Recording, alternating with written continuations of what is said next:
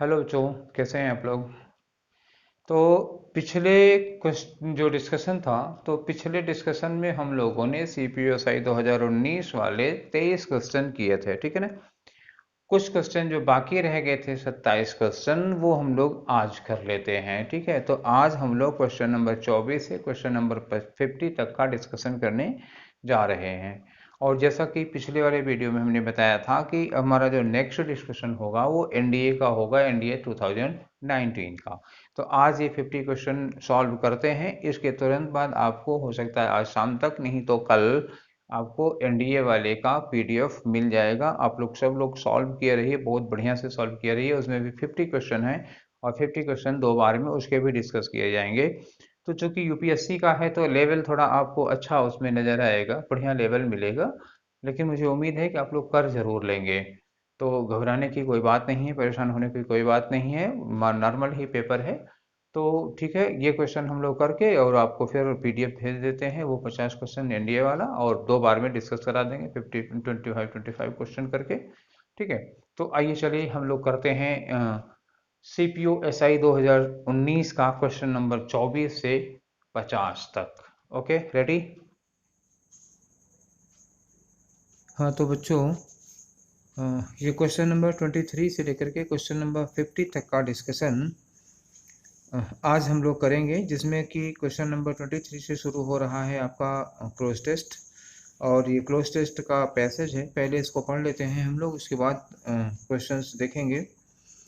तो पैसेज में लिखा हुआ है कि the refugees coming by boat to Italy have already set a record this year. The surge dates partly from civil war in Syria, which has forced 3 million people to dash their homeland Europe. आगे लिखा है Europe peaceful affluent and comparatively close is a preferred dash it's where the desperate meets the developed.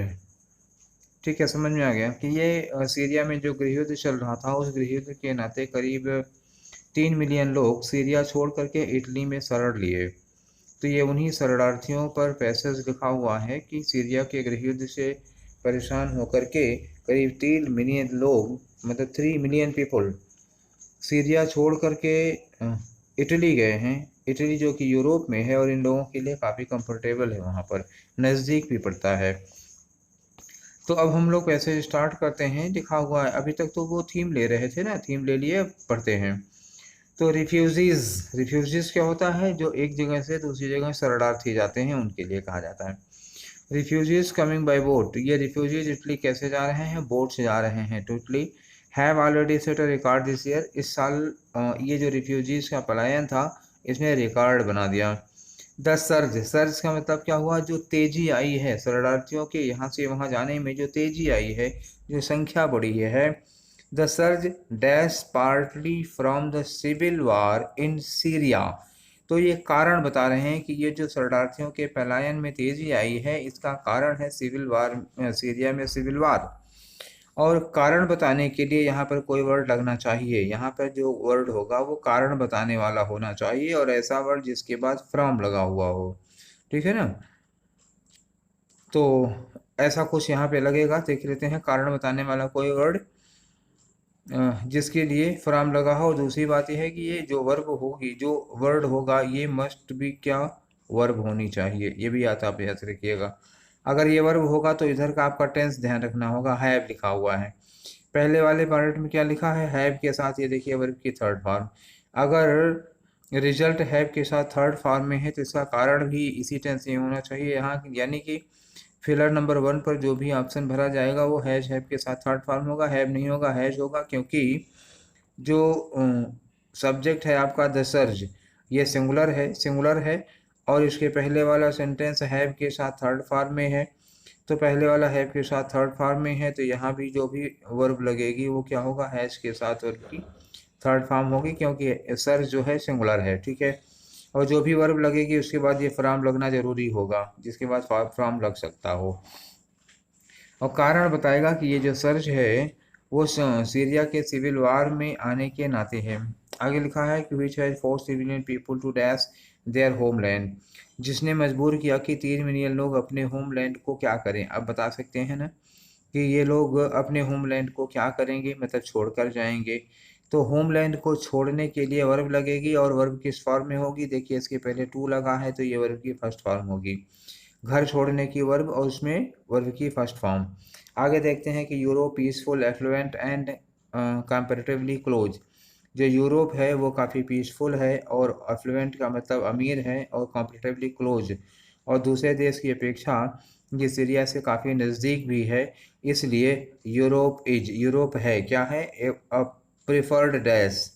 Preferred dash, कोई अपने देश को छोड़ करके पलायन करता है, किसी और देश में जाता है। तो जब पलायन करने वाला किसी दूसरे देश में जाता है तो उस देश को क्या कहा जाता है, इसको कह सकते हैं आप डेस्टिनेशन। तो यहाँ के लिए अभी सबसे सुटेबल वर्ड डेस्टिनेशन है। आगे देखते हैं कि क्या वर्ड मिलता है। मंजिल के लिए यहाँ कोई वर्ड यूज किया जाएगा। आगे लिखा है it's where the desperate meet the developed. ये वही जगह है, यही किसके लिए, यूरोप के लिए। लिखा द डिस्परेट का मतलब क्या हुआ, जो असहाय लाचार लोग होते हैं, हेल्पलेस लोग होते हैं, वो मिलते हैं किससे, द डेवलप्ड का मतलब विकसित लोगों से। Often with A dash reckless human traffickers. तो अक्सर किसकी मदद से ये लोग जाते हैं, ये एड का मतलब हुआ हेल्प, मदद। और अब लिखा है reckless human traffickers. Human traffickers का मतलब जो होता है मानव तस्करी करते हैं, तो मानव तस्करों की मदद से। तो यहाँ क्या होगा, विद द एड ऑफ। यहाँ तो फिलर फिक्स हो गया, ऑफ के अलावा कुछ लगेगा ही नहीं। रेकलेस ह्यूमन ट्रैफिकर्स की मदद से refugees attempt to cross the water. ये जो रिफ्यूजी जो हैं वो वाटर को क्रॉस करने, ये वाटर कौन सा है, भूमध्य सागर की बात हो रही है, मेडिटेरेनियन सी। सीरिया और इटली के बीच में यही पड़ता है, मेडिटेरेनियन सी। तो ये लोग ह्यूमन ट्रैफिकर्स की मदद से समुद्र को पार करते हैं। किस में पार करते हैं, रबर डिंगीज। रबर डिंगीज, यहाँ डिंगीज किसके लिए लगा है, बोट के लिए लगा हुआ है। That can dash, that can dash. अब ये कैन लगा हुआ है तो यहाँ फिर वर्ब की फर्स्ट फॉर्म आनी चाहिए। प्लंगिंग द ऑक्यूपेंट्स इनटू द सी। एक नदी में प्लंज मतलब होता है ना, डूब जाने के लिए। तो वो डिंगी क्या होगी, डंगी के लिए यहाँ वर्ड लगेगा वर्ब की फर्स्ट फॉर्म में, पलट जाने के लिए। क्योंकि अगर ये डिंगी पलट जाएगी तभी तो लोग नदी में या समुद्र में डूब जाएंगे। तो ये हमें पांचवें फिलर के लिए मिला है। चलिए देखते हैं फिलर नंबर 1 में क्या था। तो फिलर नंबर 1 में हमने कहा था परिणाम का कारण बताने के लिए कोई वर्ड लगेगा, और हैश के साथ वर्ब की थर्ड फॉर्म आनी चाहिए। तो हम लोगों ने डिस्कस किया था हैश के साथ वर्ब की थर्ड फॉर्म, पहले ढूंढ लेते हैं। हैश के साथ वर्ब की थर्ड फॉर्म यही है, रिजल्टेंट। अच्छा, वर्ब में कोई कंफ्यूजन नहीं है, क्योंकि ये देखिए चार की चारों वर्ब रिजल्ट ही हैं, और सबके रिजल्ट ही हैं। तो हमें केवल वर्ब हेल्पिंग वर्ब देखनी चाहिए थी। हैश के साथ वर्ब की थर्ड फॉर्म लगेगी, आपका पहला ऑप्शन सही माना जाएगा। चलिए नेक्स्ट पे बढ़ते हैं, फिलर नंबर 2। तो फिलर नंबर 2 एक बार पढ़ते चलते हैं। फिलर नंबर 2 पे क्या लगाना था, 3 million people to dash their homeland. तो 3 million people to dash their homeland मतलब अपना घर छोड़ने के लिए मजबूर किया। तो घर छोड़ने के लिए वर्ब की फर्स्ट फॉर्म में कौन सा वर्ड आना चाहिए, तो घर छोड़ने के लिए वर्ब की फर्स्ट फॉर्म में कौन सा वर्ड आना चाहिए, जो आपका पहला ऑप्शन है वर्ब की सेकेंड फॉर्म है। जो दूसरा ऑप्शन है ये किसके लिए है, फ्लाई माने उड़ना। तो ये उड़ने के लिए नहीं लगा है, घर छोड़ने के लिए लगाना है। फ्लीट क्या होता है, फ्लीट नावों का या कारों का काफिला होता है। तो ये फ्लीट सुटेबल नहीं है, नाउन है। फ्ली मतलब होता है घर छोड़ के निकल जाना। तो यही चौथा ऑप्शन आपका वर्ब बनेगा, ये वर्ब की फर्स्ट फॉर्म है और घर छोड़ने के लिए लगा हुआ है। ठीक है, तो चलिए नेक्स्ट क्वेश्चन करते हैं। क्वेश्चन अभी हमारा फिलर नंबर कौन सा है, फिलर नंबर है 3। तो इन्होंने कहा, इसके पहले इन्होंने कहा था कि यूरोप जो है वो इन लोगों के लिए एक पीसफुल एफ्लुएंट और कंफर्टेबली क्लोज है, और इसलिए इन लोगों के लिए एक प्रिफर्ड क्या है, प्रिफर्ड मंजिल है। जहां ये लोग जाना चाहते हैं उसको मंजिल कहेंगे। थर्ड नंबर पर हमें जो फिलर होगा, थर्ड का फिलर देखिए कौन है। तो थर्ड में ऑप्शंस दिया है इन्होंने, प्रिफर्ड ऑब्जेक्टिव, ऑब्जेक्टिव नहीं होगा, ये उद्देश्य होता है। डेस्टिनेशन सही है, पर्पज नहीं होगा, टारगेट नहीं होगा। ये जगह के लिए क्या लगता है, ये सब ऑब्जेक्टिव एक्शन होता है, पर्पज एक्शन होता है, टारगेट एक्शन होता है। और ये जो डेस्टिनेशन है ये जगह है, ये प्लेस है। तो प्लेस के लिए इसमें यही लग सकता है, कौन सा, डेस्टिनेशन। इसलिए आपका ऑप्शन क्या होगा, 2 होगा। चलिए नेक्स्ट क्वेश्चन करते हैं, फिलर नंबर 4। तो फिलर नंबर 4 पर पहुंचने के पहले एक बार सेंटेंस को पढ़ना पड़ेगा। Option with the aid dash reckless human traffickers. तो यहाँ तो हम लोग पहले भी कह चुके हैं कि ऑफ आना चाहिए, तो ऑफ आना चाहिए। क्वेश्चन नंबर 27 में जो हमारा ऑप्शन होगा क्या होगा, ऑफ, यानी कि ऑप्शन 4। तो चलिए देखते हैं क्वेश्चन नंबर 28। और क्वेश्चन नंबर 28 में जो हमारा फिलर है वो फिलर लिखा है कि that can dash plunging the occupants into the sea. इसका मतलब क्या हुआ, नाव पलट जाने के लिए कोई वर्ड यूज करना है। नाव पलटने के लिए देखते हैं कैप्साइज, कैन के साथ वर्ब की फर्स्ट फॉर्म यही लगेगी, आपका पहला ऑप्शन होगा। कैप्साइज का मतलब होता है खास तौर से नाव वगैरह पलटने के लिए, जब नाव समुद्र वगैरह में, नदी वगैरह में पलट जाती है तो उसके लिए वर्ड है कैप्साइज। कैप्साइज का मतलब क्या होता है, अपसाइड डाउन। अपसाइड डाउन मतलब नीचे का पोर्शन ऊपर, ऊपर का पोर्शन नीचे, इसे कहते हैं कैप्साइज कर देना। लेकिन कैप्साइज स्पेशली नाव वगैरह पलटने के लिए ही यूज ही किया जाता है। अच्छा, 28 में जो दूसरा वाला ऑप्शन है रेनेज, रेनेज का मतलब होता है डिनाई करना। डिनाई समझ रहे हैं ना, डिनाई मतलब इनकार कर देना।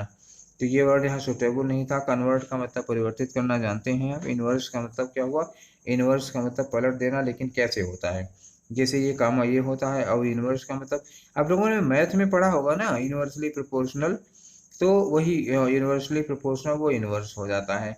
तो नाव वगैरह पलटने के लिए सबसे सुटेबल ऑप्शन क्या था, 1 वाला था। आपका आंसर क्या होगा, 1 होगा। तो चलिए क्वेश्चन नंबर 29 की ओर बढ़ते हैं। क्वेश्चन नंबर 29 में पूछा क्या गया है, पूछा गया है साइनोनियम, और वर्ड क्या है, परपेचुएट। परपेचुएट का मतलब क्या होता है, आप जानते हैं, नहीं जानते होंगे। परपेचुएट का मतलब होता है चिरायु बनाना। चिरायु, चिरायु समझ रहे हैं। चिरायु का मतलब होता है किसी की उम्र को बड़ा कर देना, या किसी चीज को के जो में जो टाइम लग रहा है उस टाइम में को ज़्यादा कर देना। यानी कि जैसे कोई काम 5 दिन में होना है तो उसको 8 दिन में करना, ये क्या होता है, परपेचुएट कर देना। अब इसका साइनोनियम करना, साइनोनियम का मतलब क्या हुआ, उम्र बढ़ा देना, अवधि बढ़ा देना। तो अवधि बढ़ाने के लिए क्या करेंगे आप, ये सीज दिखा, सीज का मतलब स्टॉप हो गया, प्रिवेंट का मतलब स्टॉप हो गया, रिलीज का मतलब मुक्त करना, छोड़ देना। और प्रिजर्व का मतलब क्या हुआ, प्रिजर्व का मतलब किसी चीज़ को संरक्षित रखना, यानी कि कोई ऐसी चीज़ जैसे खाने वाली चीज़ हो, जो खाने वाली चीज़ पता लगा कि 6 घंटे में खराब हो जाती है, उसको 12 घंटे 14 घंटे चलाते हैं, तो आप क्या करते हैं, प्रिजर्व करते हैं। तो किसी चीज़ की अवधि को बढ़ा देना, परपेचुएट और प्रिजर्व दोनों एक जैसा है, तो आपका ऑप्शन क्या होना चाहिए, 4। चलिए क्वेश्चन नंबर 30, और क्वेश्चन नंबर 30 आपके सामने है। इसमें अंडरलाइन किए हुए पोर्शन की मीनिंग बतानी है, वो एक एडियम है। तो पहले पढ़ के देख लेते हैं। Thieves made of with all the cash and jewellery in the home. चोर हैं, आपके घर में ज्वेलरी रखी है, तो सारा कैश और ज्वेलरी जो घर में रखी थी उसे लेकर के चोर मेड ऑफ कर गए। तो मेड ऑफ कर गए मतलब क्या हुआ, चोर उनको चुरा कर भाग गए। तो चोर उनको चुरा कर भाग गए, तो चुरा कर भाग जाने की अंग्रेजी कौन सी इसमें मिलेगी आपको, रन अवे विद। ये रन अवे विद, यही आपका ऑप्शन होगा, ऑप्शन नंबर 4। चलिए 1 का मतलब देख लेते हैं। स्क्वाड्रन का मतलब क्या होता है, फिजूल खर्ची करना। जहाँ 10 रुपये का काम है वहाँ 15 रुपये खर्च करना, ये क्या हो जाता है, स्क्वाड्रन। तो इससे ये मीनिंग यहाँ पे लगेगी नहीं। डिस्कवर्ड का मतलब खोज लेना। ट्रांसफर्ड का मतलब एक जगह से दूसरी जगह स्थानांतरित कर देना। आप इन दोनों की भी, तीनों की भी, इन तीनों का यूज यहाँ पर नहीं हो पाएगा। यहाँ पर चुरा कर भागने के लिए आपको जो ऑप्शन लगाना था वो ऑप्शन नंबर 4 था। चलिए इसके आगे बढ़ते हैं। ऑप्शन नंबर 4 ये हो गया। क्वेश्चन नंबर 31, क्वेश्चन नंबर 31 में भी कुछ अंडरलाइन किया हुआ है, इसको इम्प्रूव करना है। ठीक है, तो पहले क्वेश्चन पढ़ लेते हैं हम लोग, तभी तो इम्प्रूव कर पाएंगे। चलिए क्वेश्चन नंबर, अब लिखा है कि neither the directors nor the chairman. तो neither the directors nor the chairman, जब दो सब्जेक्ट किससे, नाइदर नार से जुड़े होते हैं। देखिए यहाँ नाइदर के साथ डायरेक्टर्स लिखा हुआ है, और ये नॉर के साथ लिखा है क्या, चेयरमैन। तो जब नाइदर नार से दो चीज़ें जुड़ी होती हैं तो वर्ब किसको फॉलो करती है, वर्ब हमेशा बाद वाले को फॉलो करती है।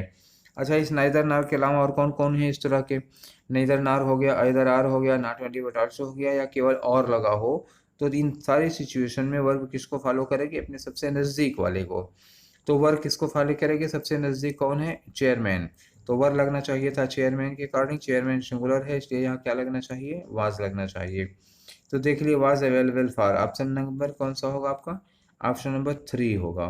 तो चलिए आगे बढ़ते हैं। क्वेश्चन नंबर 32, क्वेश्चन नंबर 32 में दिया है कि रॉन्गली स्पेल्ड वर्ड बताइए।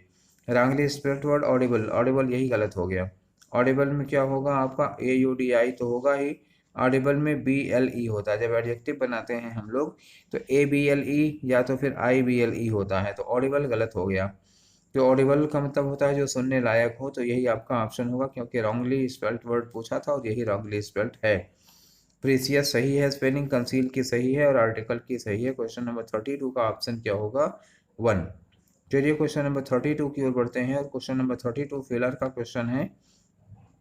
लिखा I who dash your friend, I who dash your friend, इसका मतलब क्या हुआ आप समझ रहे हैं?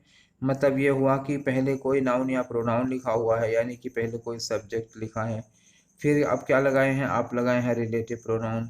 रिलेटिव प्रोनाउन के बाद वर्ब लगानी है, तो किसके अकॉर्डिंग लगेगी पता है? ये इसके अकॉर्डिंग लगती है। अगर रिलेटिव प्रोनाउन के बाद वर्ब लगानी है तो वर्ब किसको फॉलो करती है? वर्ब फॉलो करती है अपने एंटीसीडेंट को। अब एंटीसीडेंट को फॉलो करेगी तो मान लीजिए जहाँ लिखा है ही हु, इसके बाद खाली जगह है, आई हु, उसके बाद खाली जगह है, फिर लिखा वी हु, फिर खाली जगह है। तो जो हु के बाद वर्ब लगानी है वो किसके लिए लगेगी? ही के लिए लगेगी, तो ये क्या हो जाएगी? इज। जो हु के इसमें दूसरे वाले में क्या लगा है? हु के पहले क्या लिखा? आई, तो आई के अकॉर्डिंग यहाँ क्या लग जाएगी? एम लग जाएगी। जैसे वी लिखा है तो वी के अकॉर्डिंग यहाँ क्या लग जाएगा? आर लग जाएगा। तो हु रिलेटिव प्रोनाउन के पहले अगर कोई सब्जेक्ट है, चाहे नाउन हो चाहे प्रोनाउन हो, तो वर्ब उसी के अकॉर्डिंग लगाई जाती है। तो हमारे यहाँ वाले सेंटेंस में देखिए, हु के बाद जो वर्ब लगानी है वो किसको देख कर लगेगी? वो आई को देख कर लगेगी। तो आई को देख कर के क्या लगनी चाहिए? एम लगनी चाहिए, ठीक है ना? तो आई हु इज नहीं होगा, आई हु एम होगा, ठीक है। तो उम्मीद है आपको ये आंसर समझ में आ गया होगा। Question number 34। और क्वेश्चन नंबर 34 में एरर का क्वेश्चन है। पहले आप सेंटेंस पढ़िए तब फिर एरर ढूंढ पाएंगे। लिखा है need you to buy so many books. तो नीड के साथ एक रूल है, याद रखिएगा, नीड है और डेयर है, दोनों चीज़ों के साथ एक ही रूल है, बता दे रहा हूँ। नीड डेयर के साथ खास तौर से बात ये होती है कि नीड अगर मेन वर्ब है तो इसके बाद केवल वर्ब की फर्स्ट फॉर्म लगेगी, और नीड अगर हेल्पिंग वर्ब है तो इसके साथ टू और वर्ब की फर्स्ट फॉर्म लगती है। याद रखिए, नीड अगर मेन वर्ब होगी तो केवल वर्ब की फर्स्ट फॉर्म होगी, नीड अगर हेल्पिंग वर्ब है तो इसके बाद टू के साथ फर्स्ट फॉर्म लगती है। Is that clear? तो चलिए यहाँ देखते हैं नीड क्या है। नीड यू टू बाय, तो बच्चा यू आपका सब्जेक्ट है, और सब्जेक्ट के पहले अगर नीड लगा दिए हैं तो इंट्रोगेटिव सेंटेंस में सब्जेक्ट के पहले जो चीज़ आ जाती है वो क्या कही जाती है? हेल्पिंग वर्ब कही जाती है। तो अगर सब्जेक्ट के पहले आकर के नीड इसको इंट्रोगेटिव सेंटेंस बना रहा है, that means your need is helping verb. तो नीड हेल्पिंग वर्ब है, और अगर नीड हेल्पिंग वर्ब है तो ये बाय के पहले टू नहीं लगना चाहिए, ठीक है। तो ये जो चौथा ऑप्शन है टू बाय, यही गलत है। आपका आंसर क्या होगा? 4 होगा। ये टू बाय नहीं बल्कि बाय होना चाहिए। तो क्वेश्चन नंबर 35 में कुछ अंडरलाइन किया गया है। इस अंडरलाइन पोर्शन की आपको मीनिंग बतानी है, क्योंकि ये एक मुहावरा है। लिखा है कि एब्रोगेशन ऑफ आर्टिकल 370, तो जो अनुच्छेद 370 है जो कश्मीर से संबंधित था, इसका जो एब्रोगेशन किया गया वार अचीव्ड, ये प्राप्त किया गया in the teeth of tough resistance. इसका मतलब क्या हुआ? घोर विरोध के घोर विरोध में, मतलब विपक्ष या और सब लोग इसका घोर विरोध कर रहे थे, उसमें ये पाया गया। तो इसका ऑप्शन इन कोलेबोरेशन विद तो होगा नहीं, क्योंकि इसमें कोलेबोरेशन नहीं था। डायरेक्ट अपोजिशन टू, तो ये डायरेक्ट अपोजिशन वाला ही आपका आंसर होगा, क्योंकि ये घोर विरोध में पाया गया है। तो और देखने की कोई ज़रूरत नहीं है। चलिए अगला क्वेश्चन करते हैं। क्वेश्चन नंबर 36 वंस मोर, ये क्वेश्चन किसका है? एरर का क्वेश्चन है। तो एरर का क्वेश्चन है तो आपको सेंटेंस पढ़ना पड़ेगा। सेंटेंस लिखा हुआ है कि you will have to walk now, you will have to walk now, आपको पैदल जाना पड़ेगा। सिर्फ मैंने क्योंकि we had missed the bus, हम बस मिस कर दिए हैं इसलिए हमें पैदल जाना पड़ेगा। ये जो विल हैव टू लिखा है किस टेंस को इंडिकेट कर रहा है? फ्यूचर को। और हैड किसको इंडिकेट कर रहा है? पास्ट को। अगर आपकी बस पास्ट में छूटी है तो आपको फ्यूचर में पैदल जाना पड़ेगा क्या? नहीं भाई, अगर पास्ट में बस छूटी है तो आपको पैदल प्रेजेंट में जाना पड़ेगा, और प्रेजेंट में छूटेगी तो आपको फ्यूचर में पैदल जाना पड़ेगा। तो बस आपकी प्रेजेंट में छूटी होगी, पास्ट में नहीं छूटी होगी। यहाँ जो हैड लिखा हुआ है इसकी जगह क्या होना चाहिए? हैव होना चाहिए था। तो जो हैड कहाँ लिखा है, कहाँ लिखा है? ये लिखा है। ये ऑप्शन आपका गलत हुआ। आंसर क्या होना चाहिए आपका? 1, ठीक है। तो इस क्वेश्चन का आंसर 1 हुआ। चलिए क्वेश्चन नंबर 37 देखते हैं। क्वेश्चन नंबर 37 में आपको एंटोनियम बताना है किसका, ड्यूबियस का। ड्यूबियस का मतलब क्या होता है, संदिग्ध। संदिग्ध में डस्की भी संदिग्ध है, फिसी भी संदिग्ध है और सैडी भी संदिग्ध है। तो बचा कौन सा ऑप्शन, लाइकली। लाइकली मतलब जिसकी संभावना ज़्यादा हो और ड्यूबियस मतलब जिसकी संभावना बहुत कम हो। तो आपका आंसर क्या हो गया, 2। 37 का आंसर 2 हो गया। देखिए ड्यूबियस के साइनोनियम आ गए हैं 3, ध्यान रखिएगा, डस्की, फिसी। और फिसी माने क्या होता है, दाल में कुछ काला, तो वो भी संदिग्ध होगा। और सैडी माने भी होता है कुछ जिसमें अंदेशा हो, डाउटफुल हो, वो सैडी होता है। तो डस्की, फिसी, सैडी और ड्यूबियस संदिग्ध हो जाएगा, लाइकली जिसकी संभावना ज़्यादा होगी, इसलिए आपका आंसर हुआ 37 का 2। तो आते हैं क्वेश्चन नंबर 38 में। क्वेश्चन नंबर 38 में फिलर का question once more, keep away from bad company. तो अपने आप को बुरे लोगों की संगति से दूर रखिए, dash you should regret later. कहीं ऐसा ना हो कि आपको बाद में पश्चाताप करना पड़े। तो शुड, शुड का मतलब क्या हुआ, शुड तभी लगेगा, देखिए किसके साथ लगता है, शुड किसके साथ लगता है, वो फिक्स है, किसके साथ लगता है, लेस्ट के साथ। तो यहाँ क्या लगेगा, लेस्ट लगेगा। देखिए ये कुछ मैंडेटरी पेयर्स होते हैं। मैंडेटरी पेयर्स कैसे होते हैं, जैसे सो दैट के साथ मे माइट लगता है, लेस्ट के साथ शुड लगता है, आल्दो के साथ येट लगता है, आइदर के साथ और लगता है, नाइदर के साथ नॉर लगता है, नॉट ओनली के साथ बट ऑल्सो लगता है, और प्रीफर के साथ टू लगता है। ऐसे ही कुछ चीज़ें फिक्स होती हैं किसके बाद क्या लगेगा। ठीक उसी तरह से फिक्स है लेस्ट के साथ, इस लेस्ट के साथ हमेशा क्या लगता है, शुड लगता है। तो अगर लेस्ट पहले लगा होता तो हम शुड ढूंढते, और शुड पहले से लगा रखा है तो हम अब क्या ढूंढेंगे, हम ढूंढेंगे लेस्ट। तो यहाँ पर लेस्ट लगेगा, ये फिक्स है। 38 का ऑप्शन क्या हुआ, 2। चलिए question number 39, once again wrongly spelled word ढूंढना है आपको। ओमिशन लिखा है, इवेशन लिखा है, अवर्जन लिखा है, अवर्जन गलत हो गया, एविएशन लिखा है। तो ओमिशन का मतलब क्या होता है, मिटा देना किसी चीज़ को। इवेशन का मतलब होता है टैक्स में छूट देना किसी को। अवर्जन में क्या होता है, अवर्जन में लास्ट में SION होता है, TION नहीं होता। क्वेश्चन नंबर 39 में क्या होना चाहिए, SION, AVER, TION नहीं, AVER SION होना चाहिए था, TION लगा के गलत हो गया। आपका आंसर क्या होगा, 3 होगा। तो अवर्जन मतलब किसी चीज़ से दूर रहना, बहुत ज़्यादा अवॉइड करना। और एविएशन मतलब होता है ना, उड्डयन से संबंधित है, उड़ान से संबंधित है। तो नेक्स्ट क्वेश्चन कुछ अंडरलाइन किया गया है, तो इसका मतलब ये इम्प्रूवमेंट का क्वेश्चन होगा। इम्प्रूवमेंट के क्वेश्चन में देखते हैं, सी अवेल ऑफ। तो एक बात आप लोगों को वर्क पढ़ाते समय हमने बताई है कि अवेल के बाद हमेशा क्या लगता है, अवेल के बाद लगता है रिफ्लेक्सिव प्रोनाउन, उसके बाद क्या लगता है, ऑफ समथिंग। तो अवेल के बाद हमेशा रिफ्लेक्सिव प्रोनाउन लगता है। आई है तो माई सेल्फ, यू है तो योर सेल्फ, ही है तो हिम सेल्फ, सी है तो हर सेल्फ, दे है तो देम सेल्व्स, वी है तो आर सेल्व्स, ऐसे लगना चाहिए। तो ऑफ के बाद, अवेल के बाद वो लगाना ज़रूरी है। तो देखिए सी के लिए यहाँ अवेल के बाद क्या होगा, हर सेल्फ। हर सेल्फ किस में है, केवल इस तीसरे वाले में है, सी अवेल्ड हर सेल्फ। तो हर सेल्फ केवल तीसरे में लिखा है, इसलिए आपका आंसर क्या होगा, आपका आंसर होगा 3rd। तो चलिए क्वेश्चन नंबर 41, 10 क्वेश्चन और बचे हैं। क्वेश्चन नंबर 41 में आपको बताना है एंटोनियम, और एंटोनियम किसका बताना है, रिपग्नेंट का। और रिपग्नेंट का मतलब क्या होता है, घिनौना। घिनौना का मतलब ऐसी कोई चीज़ जो बहुत घिनौनी हो, जो बहुत गंदी लग रही हो देखने में।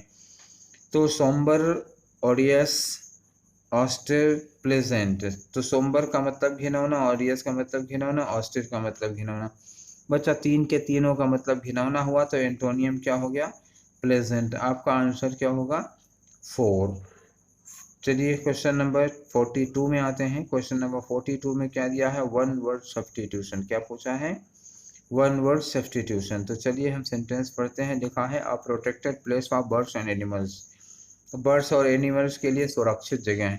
तो आप लोगों ने कभी घूमने उमने गए हो तो ऐसी जगह देखा है जहाँ जंगली जानवर और बहुत सारे पक्षी वगैरह नेचुरल स्टेट में रखे रहते हैं, चारों ओर बाड़ा बना रहता है, बाकी सब उनके रहने के लिए तालाब वाला टाइप की व्यवस्था होती है। पक्षियों के लिए नेचुरल हैबिटेट जैसी ही सिचुएशन क्रिएट की जाती है ताकि उन्हें कोई दिक्कत ना हो। तो जहाँ पर पक्षी और पशु पाए जाते हैं उन्हें क्या कहा जाता है, वन्य जीव अभ्यारण्य। तो वन्य जीव अभ्यारण्य के लिए आप कौन सा वर्ड सुटेबल पाएंगे, उनके लिए सुटेबल वर्ड पाएंगे सेंचुअरी। क्या होता है वो, सेंचुअरी। आपका आंसर क्या हुआ, 2। चलिए आइलैंड क्या होता है, क्वेश्चन नंबर 1, ऑप्शन नंबर 1 में आइलैंड होता है द्वीप जो चारों ओर पानी से घिरा हुआ हो। एस्चुअरी क्या होता है? एस्चुअरी होता है नदी का जो मुहाना होता है। मुहाना, जब नदी मैदानों से बहती हुई समुद्र में गिरती है तो समुद्र में गिरने के पहले नदी एक तीखा खड्ड बनाती है, ढाल होता है वहाँ पे, तो उस ढाल को ही कहा जाता है एस्चुअरी, जिसे कहते हैं मुहाना। और बंकर क्या होता है? बंकर सैनिकों के छुपने की जगह होती है। जब युद्ध होता है तो उसी में वो लोग रहते हैं ताकि गोली वोली का असर ना पड़े, तो वो सारी क्या कहते हैं, गोले वोले का असर ना पड़े, तो बंकर बना के रहते हैं। तो आपके क्वेश्चन नंबर 42 का जो राइट आंसर होगा वो क्या होगा? वो 2 होगा। चलिए क्वेश्चन नंबर 43 में आते हैं। Question number 43 once more underline किया हुआ है, तो अंडरलाइन किया हुआ है तो ये उसका इम्प्रूवमेंट का क्वेश्चन होगा। तो पहले क्वेश्चन पढ़ते हैं। ही हैड बेयरली स्पोकन, ये जो बेयरली लिखा है, बेयरली, हार्डली और स्कार्सली तीनों एक ही चीज़ होती है। हैड के बाद बेयरली लिखा है, उसके बाद उसकी थर्ड फॉर्म लगी है, कोई दिक्कत नहीं है, यहाँ सब कुछ ठीक है। द वर्ड्स व्हेन, व्हेन क्या है? व्हेन भी सही लगा है, बेयरली के साथ व्हेन लगता है। एक्चुअली आपने पढ़ा होगा व्हेन किसके साथ? हार्डली के साथ, स्कार्सली के साथ। तो हार्डली स्कार्सली के साथ व्हेन करेक्ट माना जाता है। तो हार्डली और स्कार्सली का सगा भाई है बेयरली, तो इसमें कोई दिक्कत नहीं है, तीनों के साथ व्हेन लगता है। तो जब सेंटेंस में कोई गलती ही नहीं है तो हमारा ऑप्शन क्या होगा? नो इम्प्रूवमेंट, यानी कि आंसर नंबर 3। चलिए नेक्स्ट क्वेश्चन की ओर आगे बढ़ते हैं। नेक्स्ट क्वेश्चन है क्वेश्चन नंबर 44। क्वेश्चन नंबर 44 में बताया क्या है? एंटोनियम बताना है। और इम्पीड का मतलब क्या होता है? वैसे इम्पीड, तो इम्पीड बना है बाधा डालने से, तो इम्पेडिमेंट इसी से बना होता है। इम्पेडिमेंट मतलब होता है ना बाधा। तो क्वेश्चन नंबर 44 मतलब हुआ कि इम्पीड माने बाधा डालना। तो बाधा डालना का मतलब क्या हुआ? किसी काम में रुकावट पड़ेगी, देर होगी। तो इम्पीड का मतलब हो गया रुकावट। अगर इम्पीड माने रुकावट है तो रिटार्ड का मतलब क्या होता है? रिटार्ड मतलब होता है वर्क करना, कार्य करना। थ्वार्ट का मतलब होता है विफल करना। जैसे आप कोई प्रयास कर रहे हैं, कोई कोशिश कर रहे हैं, कोई उस कोशिश को फेल करने की कोशिश करता है, तो आपके प्रयास को जो फेल करता है, आप खुद हो जाएंगे तो फेल हो जाएंगे, लेकिन दूसरा जब आपको उसको असफल करने की कोशिश करता है, विफल करने की कोशिश करता है, तो दैट इज कॉल्ड थ्वार्ट। तो थ्वार्ट होता है विफल करना। एक्सपेडाइट का मतलब क्या होता है? जल्दबाजी करना। तो इम्पीड मतलब क्या होता है? रुकावट डालना। और इम्पीड का मतलब क्या होता है? Sorry, expedite. इम्पीड मैंने रुकावट डालना, और एक्सपेडाइट मतलब क्या होता है? मतलब जो कल करना है वो आज ही कर लो, और इम्पीड का मतलब जो आज करना है वो कल कर लो। तो अपोजिट क्या हो गया? इम्पीड का अपोजिट हो गया एक्सपेडाइट। इम्पीड का अपोजिट क्या हो गया? एक्सपेडाइट। आपका आंसर क्या हो गया? 3 हो गया। हैम्पर का मतलब भी क्या होता है? हैम्पर का मतलब बाधा डालना होता है, ये सिमिलर हो जाएगा। तो सिमिलर आंसर नहीं इसमें पूछा गया है एंटोनियम, इसलिए आंसर क्या होगा? 3 होगा। तो चलिए क्वेश्चन नंबर 45 की ओर बढ़ते हैं। और क्वेश्चन नंबर 45 में क्या दिया है? Question number 45, one word belongs to one word substitution. और स्टेटमेंट दिया हुआ है one who denies oneself ordinary bodily pleasure. तो जो व्यक्ति बॉडीली प्लेजर मतलब शारीरिक सुख को डिनाई कर देता है, तो जो व्यक्ति शारीरिक सुख को डिनाई कर देता है उसे हम लोग क्या कहते हैं? उसे हम लोग कहते हैं सन्यासी या तपस्वी। ठीक है, तो सन्यासी और तपस्वी का वर्ड ढूंढिए। एस्थेटिक यही है। एस्थेटिक का मतलब क्या हुआ? सॉरी, एस्थेटिक नहीं होगा, गलत हो गया। तो एक्चुअली ये होता है एस्थेटिक। एस्थेटिक मतलब तपस्वी या सन्यासी। आंसर नंबर क्या होगा? 4 होगा। एस्थेटिक एक्चुअली क्या होता है? ये सौंदर्य से संबंधित है। Aesthetic is related to beauty. तो एस्थेटिक एक होता है एस्थेटिक बोध, एस्थेटिक फीलिंग होती है, सौंदर्य बोध होता है, वो एस्थेटिक उससे रिलेटेड है। थीस्ट का मतलब क्या होता है? थीस्ट का मतलब आस्तिक, अथीस्ट का मतलब नास्तिक। तो आपका आंसर क्या होगा? आंसर होगा, आंसर होगा एस्थेटिक। एस्थेटिक मतलब सन्यासी, साधु, तपस्वी। क्वेश्चन नंबर 46 इडियम का है। इडियम मतलब दिया हुआ है एबव बोर्ड। जो इडियम है एबव बोर्ड का मतलब क्या होता है? स्पष्ट, ईमानदार। तो unless you are above board in your dealings, अगर आप अपनी डीलिंग्स में एबव बोर्ड नहीं है तो you will not be able to win the trust of your clients. तो आप अपने क्लाइंट्स का विश्वास नहीं जीत पाएंगे। तो एबव बोर्ड होने का मतलब क्या हुआ? ईमानदार होना। तो एक्सेप्शनली टैलेंटेड का मतलब ही नहीं था। बोल्ड एंड रेकलेस यहाँ बहादुरी की बात नहीं है। ऑनेस्ट एंड फ्रैंक होगा। स्मार्ट और डिसेप्टिव नहीं होगा। आपका आंसर क्या होना चाहिए? 3। तो आंसर नंबर 3 हुआ इसका। आपके सामने है क्वेश्चन नंबर 47। ये क्वेश्चन किसका है? वंस मोर देखिए, नो एरर लिखा हुआ है, नो एरर का क्वेश्चन है। पहले हम लोग सेंटेंस देख लेते हैं। सेंटेंस लिखा हुआ है, these facts should not have been disclose for the public. तो क्लोज और डिस्क्लोज और ओपन, इन सब के साथ देखिएगा, हम आपको बता रहे हैं कि ओपन लिखा हो तो और क्लोज लिखा हो तो, ओपन और क्लोज दोनों के साथ क्या लगता है? Preposition to. तो जब क्लोज के साथ टू लगेगा तो डिस्क्लोज के साथ भी टू ही लगेगा। तो दैट मीन्स कि in this sentence the error is far. Far क्या लिखा है? वो गलत लिखा है। इसकी जगह क्या होना चाहिए? टू लिखना चाहिए था। तो फिर आंसर कौन सा होगा आपका? देखिए, for the public, answer number 4। आपका आंसर क्या होगा? 4 होगा। यही गलत हो गया। तो चलिए फिर हम लोग आगे बढ़ते हैं क्वेश्चन नंबर 48 की ओर। 2 क्वेश्चन और बचे हैं, थोड़ा धैर्य रखिए। Wrongly spelled once more, wrongly spelled glutton. Glutton में क्या होना चाहिए? GLU। अब GLU के बाद क्या होना चाहिए? TTON। तो डबल टी क्यों होगा भैया? ग्लटन का मतलब होता है पेटू। पेटू का मतलब जो खूब ढेर सारा खाना खाता हो। अच्छा, ढेर सारा खाना खाएगा तो टी भी तो 2 पिएगा। पेटू आदमी 2 टी पिएगा। तो यहाँ पे पेटू में स्पेलिंग क्या होनी चाहिए? Double T. 2 बार चाय पिएगा वो, तब पेट भरेगा उसका। तो याद रखिएगा, ग्लटन में जो टी है वो डबल टी है, 2 बार टी होना चाहिए। आपका आंसर कौन सा होगा? आंसर होगा 1। अरे 1 4 की तरह बन गया भाई, ये 1 बनना चाहिए। तो एलिमिनेट स्पेलिंग सही है, एलर्जी स्पेलिंग सही है, रिलायंट मतलब स्पेलिंग सही है, एलिमिनेट आप जानते होंगे, टीवी देख देख कर समझ गए होंगे। ये एलिमिनेट करना मतलब निकाल दिया जाना। Question number 41, once more wrongly spelled. Connoisseur तो सही है, सैक्रिलेज गलत हो गई। सैक्रिलेज में क्या होता है?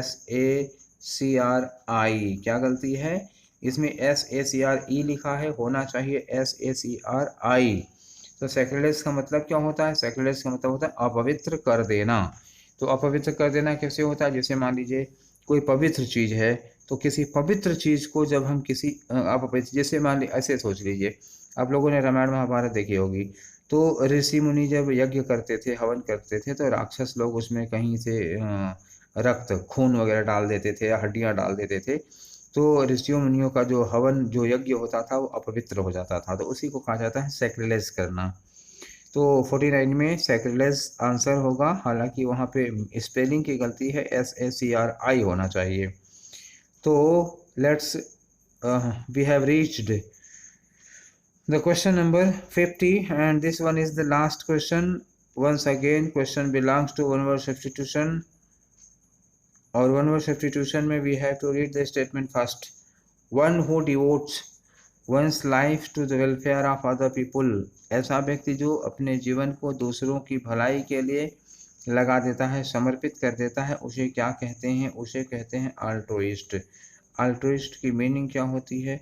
परोपकारी। यही वो व्यक्ति है जो अपने जीवन को दूसरों के लिए न्यौछावर कर देता है। तो आपका आंसर हो गया 2। चलिए औरों का मतलब बता देते हैं। औरों में अल्केमिस्ट का मतलब होता है जो रसायनों पे काम करता है, केमिस्ट्री से बना वर्ड है। और एम्बेसडर का मतलब राजदूत होता है, जो दूसरे देश में अपने देश का प्रतिनिधित्व करता है। मर्टायर का मतलब होता है जो देश के लिए, धर्म के लिए अपनी जान दे देता है। He is called martyr, he are see both. तो अब अल्ट्रुइस्ट हमारा आंसर होगा, ये होता है परोपकारी। तो देखिए, ये हम लोगों ने आज 27 क्वेश्चन कर लिए। तो ये 27 क्वेश्चन कर लिए जो CPO के 50 क्वेश्चंस में से बचे हुए थे।